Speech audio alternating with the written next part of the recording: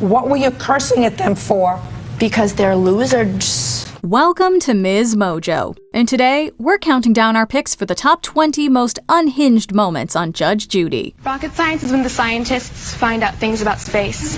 For this list, we'll be looking at the wildest and most head-scratching moments from Judge Judith Sheindlin's beloved court show. There's no way to fit every crazy moment on this list, so what are some of your favorites that didn't make the cut? Let us know in the comments.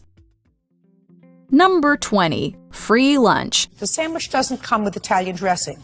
So what you're doing is saying, when I asked you, well, why couldn't you eat the sandwich? You said, we'd like to put the dressing on the sandwich. You're not entitled to that. Plaintiff Mitchell Ergensen sued the owner of a restaurant for vandalism. Apparently, his insistence that the restaurant gave him a credit for his entire meal because they once forgot his salad dressing did not go over well with the employees. What kind of extra dressing did you want? Italian dressing.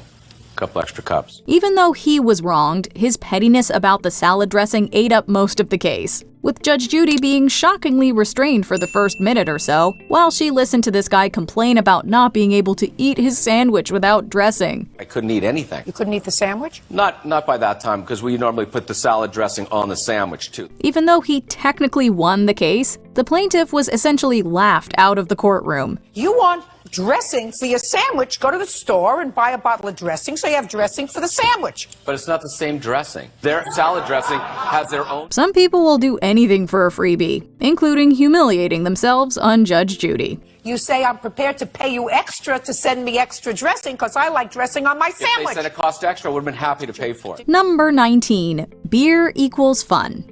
It's safe to say that most people try to dress appropriately when they head to court out of respect. And one thing Judge Judy can't stand is disrespect. Mr. Gordon, that's a ridiculous shirt that you chose to wear to court today. I'm just letting you know that. Do you understand? The least someone can do is put on a nice shirt and tie when they walk into her courtroom, but the defendant in this case calls that being fake. Be real at court. Hey, listen do you to want me. me to be fake with Listen you, to Judge me. Judy, or Yes. do you want me to come how I you're am? supposed to be fake. Well, her witness and husband decided it would be wise to walk onto the set of one of the scariest TV judges in a t-shirt that said beer equals fun. Thanks, my suit's at the corner. His smug response, coupled with the defendant's diatribe about fakeness, isn't so much edgy as it is odd and kind of uncomfortable. When you go to a courthouse, you're not supposed to be dressed for the beach. Number 18. No laughing matter. At least the defendant in this next case remembered to put on a decent shirt. However, his distracting behavior in the courtroom did him no favors. I just left the bar and I was drunk. What? Slowly. Oh, I'm sorry. Why are you laughing? Judge Judy took him to task for laughing as he tried to recount the events of a drunken night out that ended with him damaging the plaintiff's car. They tried to come at us because they were sitting on one of my friend's cars. I had the bottle in my hand. I threw the bottle. Then you got to pay for it. It didn't. No, it hit the hood of the car. He's having trouble following what the judge is even asking him. We established a moment ago that you threw the bottle at the car, that you hit the car, and that you caused damage to the car. You said, yes, guy's drunk. We can't say for sure what exactly was up with this litigant that day, but between his uncontrollable laughing and his outlandish behavior, chances are it wasn't fit for the courtroom. The judge gets in a few choice digs before ruling against him. My mom pays my rent. Your mother pays you rent. Yeah? She would do anything not to have you live home. Number 17. The mother-in-law. Mothers-in-law tend to get a bad rap. The plaintiff, in this case, doesn't do much to help that. She claimed I threatened to stab her in the back with a knife. And was that case tried? Judge Judy has no patience for people who stir the pot, and that's exactly what she thinks the plaintiff is doing by antagonizing the ex-daughter-in-law she's suing. If it's not good for you to be around a grandparent, for whatever reason, either because they're a pot stirrer. Not a pot stirrer. The judge has no trouble sussing out the problem here. She's a nice lady, and you don't look like a bad guy. You're quiet. You don't look like a bad guy. She's too involved in your business. However, the woman will not listen to reason. She fights the judge every step of the way and doesn't want to take responsibility for her role in this tense family situation. Judge Judy's parting shot as she leaves the bench is classic. Take your mother home. That's not true. Number 16. Fresh mouth. If you think Judge Judy's courtroom is the place to make some sort of stand-up comedy debut, maybe think again. She won't be afraid to call out your idiocy. The silence that falls across the courtroom when a man claiming to have 10 kids makes an inappropriate and borderline nonsensical comment about the judge's daughter is downright bone-chilling. How many? About 4. About 4? What do you mean Yeah. about 4? What does that mean, about 4? About 4 of them, including your daughter. What are you talking about? That's not a smart thing to do in front of a woman as powerful as her. His attempt to double down on the comment only makes things worse. What's remarkable is how Judge Judy keeps her composure while she dresses him down. This might be your show, but this is my episode. No. You don't have, listen to me. You don't have an episode. And when she finally rules against him, the studio audience breaks out into applause. It's not hard to see why. Judgment for the plaintiff in the amount of $411.17. Number 15, kicked out. Not even the crowd is safe from her wrath. That's what one poor audience member learns when the judge finds his laugh a little too loud. Out. Did you hear what I said? At least, we think that was the issue she had. Ugh, we hate to be this guy. He looks like he just got yelled at by the teacher. You can tell he's in shock and appears confused and even tries to apologize. Out. Yeah. It would be you. Out. Just go. But it's too late. The judge continues on with the case as if nothing happened. It just goes to show you, the only one allowed to be unhinged in Judge Judy's courtroom is Judge Judy. Thank you. You're welcome. Number 14, rocket science. A dispute about a destroyed phone turns legendary when Judge Judy tries to explain how simple this case really is. You felt awful, that means you pay for it if you feel awful. Well, I mean, it was The witness unexpectedly answers her rhetorical question about rocket science. While she isn't technically wrong, the fact that she replies at all is still monumentally ridiculous. And her complete confidence as she does so is almost pageant-like. rocket science is when the scientists find out things about space. The cherry on top is how she second-guesses herself once everyone in the room falls apart with laughter. We feel bad, though. It sounds like she was trying to be genuinely helpful. Needless to say, Judge Judy does not need a refresher on what rocket science is. Number 13, losers. Look, if you're going to insult someone in court, at least use a real word. Judge Judy sees through this young woman's ridiculousness right away. While being grilled over an altercation she had with the plaintiff, the defendant justifies her behavior by calling him and his friends losers. What were you cursing at them for? Because they're losers. As if her entitlement wasn't enough, her innovative insult doesn't do her any favors with the judge. Even her mother is borderline red with embarrassment. Judgment for the plaintiff in the amount of $4,000. That's all. Step out. Somehow, though, it doesn't end there. The young woman has a few things to say outside the courtroom, too. I don't think this is a fair justice. This is clearly not her day. Number 12, eBay con artist. We gotta give this one points for sheer audacity. Kelly Filkins got in trouble over 2 cell phones she was supposedly selling on eBay. The plaintiff, who won those auctions, was shocked to receive 2 photos of the phones instead of the real thing. I asked him for my money back, and he said, no, I've already spent the money on merchandise I wanted to get. And he laughed and told me to take him to court. While her husband wriggled out of appearing in court, Filkins insists that it should have been clear to the plaintiff that she was actually paying over $400 for 2 pixelated pictures of the item she wanted. The paper that she just handed you that I sent her, that was part of the... Listen to me carefully. Listen to me carefully. I want you to listen. Yes, you heard us right. And yes, we know it's unhinged. Naturally, Judge Judy just isn't having it and really lets her have it. You sent her 2 photographs of the cell phones. And you say that that's what she paid for, 2 photographs of the cell phones. Are we understanding each other? Yes. You're an idiot! To say the whole thing quickly goes off the rails would be an understatement. The reason your husband is not here is because he sent you here to the lion's den because he was a coward. Number 11, Dumb and Dumber. The judge probably knew this case would be simple, but not this simple. The plaintiff accuses the 2 defendants of stealing her wallet. When she begins listing off the items that were also taken, one of the co-defendants decides to make things much easier for everyone. Hearing that she's missing an earpiece, he jumps in to state that there was no such item in the wallet. I had gift cards in there, my earpiece, and a calculator. There was no earpiece in her mouth. He seemingly doesn't realize this is an admission of guilt. The judge is so amused she can't even be mad. The two probably don't even have time to realize what's happening when she promptly rules against them. I love it. It remains one of Judge Judy's quickest, wildest, and most unexpectedly hysterical cases. Man, you are one pathetic loser. Number 10. Too bad, so sad. Judge Judy has little patience for this hilariously brief case between two ex-roommates, and things do not end well for the plaintiff. That's not a case. So, sorry to tell you, we don't do cases like that because it's ridiculous. Immediately after her case is dismissed, she starts sobbing as if on cue. If she thinks crying might change the judge's mind, she must not have watched the show before. But I wouldn't have had a place to live. But you don't have a cause of action by moving into a one-bedroom and asking her to pay the difference. That doesn't happen. Goodbye. Parties are excused. You may step out. Her friend's reaction as she rushes over to comfort her is just the cherry on top of this ridiculous ending. Considering how harsh the judge can be when she's annoyed by a case, the plaintiff here is lucky she got off so easily. Who are you? Her friend, Natalie. Natalie, do you have an apartment?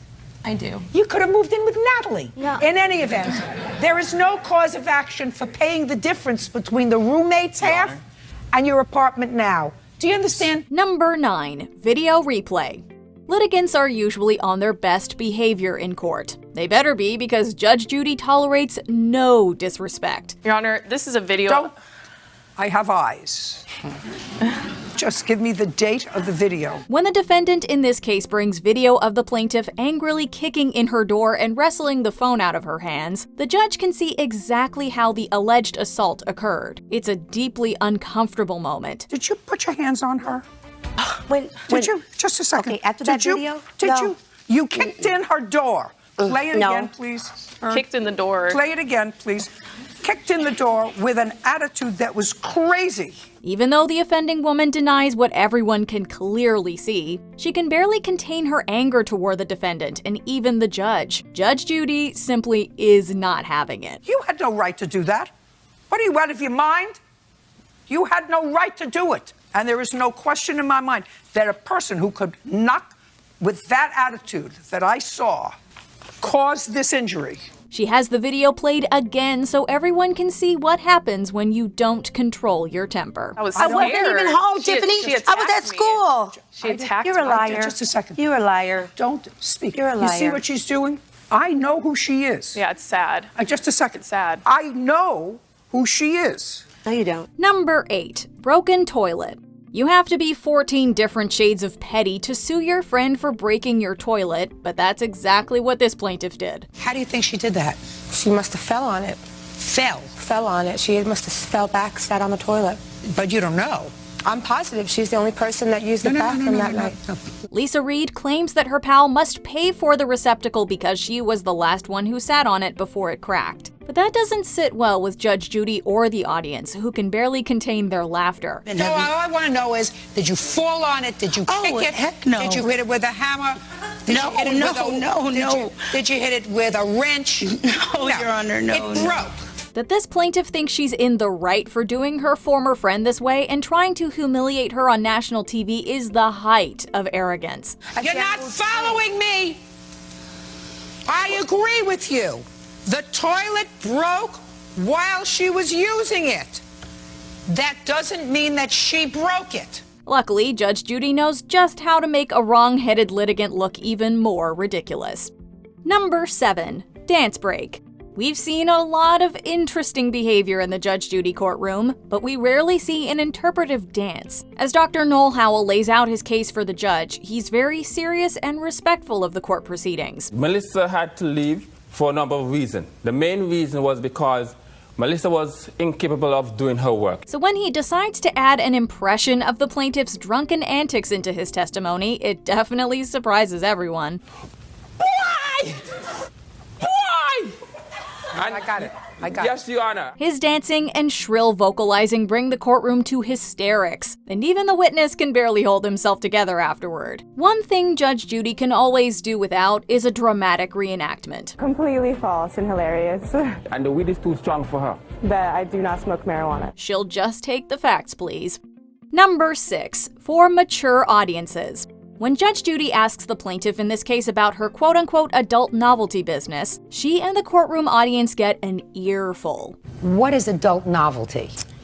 We go into homes and hold parties for adults with lotions and potions. If the cutesy suggestive names for the products weren't enough to make us squirm, the fact that one of them was returned without being cleaned is. Judge Judy covers her face in disgust, and we're right there with her. The eager beaver, which appeared to be used, so that may have been used, but we would have appreciated that to have been cleaned up before she returned it to us. And then the tickle and taste was broke. By the time the plaintiff finishes listing all the missing and damaged items she's suing for, the judge, the audience, and the viewing public know more than they ever cared to. Whether Judge Judy really didn't know what adult novelty meant, or she just knew the plaintiff's explanation would make great TV, we thank her for asking. That kind of adult party? Yes. I didn't understand. I really didn't understand what that was from your complaint. Number 5. In hot water. You know your roommate's bad when you end up on Judge Judy together. So it's her apartment, the two of you were living together, and you moved in as a roommate. This case deals with a woman whose former roommate allegedly poured boiling water on her while she slept. Even though the plaintiff repeatedly denies any illicit substances were involved, her own evidence says otherwise. Is it accurate that the three of you were doing drugs that night? No, Your Honor, it's not. Is there any reason why you think that this officer would write this? Yeah, the officer is a Fugazi officer. The woman's repeated accusations that the responding cop is a Fugazi officer alone confuses the judge. But the description of her injuries and the revelation of her apparent substance use is striking. That's what you told the doctor. No, that's not what I told her. So you mean the police officer got it wrong and the doctor who admitted you to the hospital got it wrong? Judge Judy seems genuinely concerned for the woman's well-being, telling her that if she had been sober, the officers may have been able to arrest the defendant. The reason that they didn't take you seriously is because you were so high on drugs that you were in an altered state. Do you understand? Number 4. A special stew. This next dispute involves two sisters and one very unlucky deer. She took your car, you say without permission, had an accident, you want her to pay for the damage to your car. When the defendant, Carol Dettenheim, hit a deer with her sister's car, she did the only sensible thing she could do. No, she didn't wait for the authorities. Instead, she made a meal out of the animal. What'd you do with it? Ate it? Her sister, plaintiff Eve Dettenheim, says she declined her portion of the dinner. She explains that she didn't want any rigor mortis stew, to which the defendant takes immediate offense. I did not have rigor mortis, so I went back. That is just sick. That both women can keep a straight face during this hilarious exchange is as unsettling as it is hilarious. This is just another day for them. But for us, it's courtroom comedy gold. Number 3. Overreact much? In Judge Judy's courtroom, judgment can be swift and merciless. That's what plaintiff Caroline Fawcett finds out during this brief case about room and board fees for a horse she had leased to own. You made one payment of $100, and you sold the horse to her for $1,500, which means she owes you $1,400. Yes. Right? Yes. Clearly, Caroline doesn't expect to lose this case because her reaction when the judge rules against her is the stuff of bad community theater. We're done. Thank you. Parties are excused. You may step out. While she leans over the podium like she's about to have a massive coronary, the audience members behind her can do nothing but cringe at her histrionics. Some say if you walk the hallowed halls of the Judge Judy set, you can still hear her hyperventilating. Oh my gosh. Number 2. Tupperware Lady. All hail Tupperware Lady. She's a Judge Judy legend, and for good reason. She didn't throw all of her Tupperware on Yes, she did. Yes, How did she did. Plaintiff Karina Roy's testimony includes a dramatic reenactment of a particularly savage Tupperware attack. What makes this one so bizarre is the clear disconnect between her spirited retelling and the actual events she's describing. And when I'm down, she's leaning her whole body into me, pointing her finger in my face. How dare you? Don't you even dare. Shame on you. That's it. I want you out of here. And she hit my head with her finger. She had all of her weight on me. Next. So what happened next? It'd be hard for anyone to sell a Tupperware attack as a traumatic event, but Roy's wild gesticulations and aggressive finger pointing don't do her any favors. The studio audience behind her can barely keep it together, but the judge is completely unamused. Litigants should always remember that the only finger pointing and yelling allowed in Judge Judy's courtroom is her own. And said, hey, and looking directly at me. And said, hey, hey, the babies, as she's looking at me. Before we continue, be sure to subscribe to our channel and ring the bell to get notified about our latest videos. You have the option to be notified for occasional videos or all of them. If you're on your phone, make sure you go into your settings and switch on notifications. Number 1. A cruel plaintiff. Judge Judy has seen her fair share of delusional litigants, but this plaintiff really takes the cake. Wendy Moore's 14-year-old son allowed a friend to drive her car, and they got into a wreck. You let your 14-year-old son drive the car, he says. Only on the property. I don't care if he drives on the property, if he drives it on Pluto. The friend, another teenager, was tragically killed. Moore decided the best course of action was to sue the dead girl's mother for damages and medical bills. I mean, do you honestly believe that you have a case?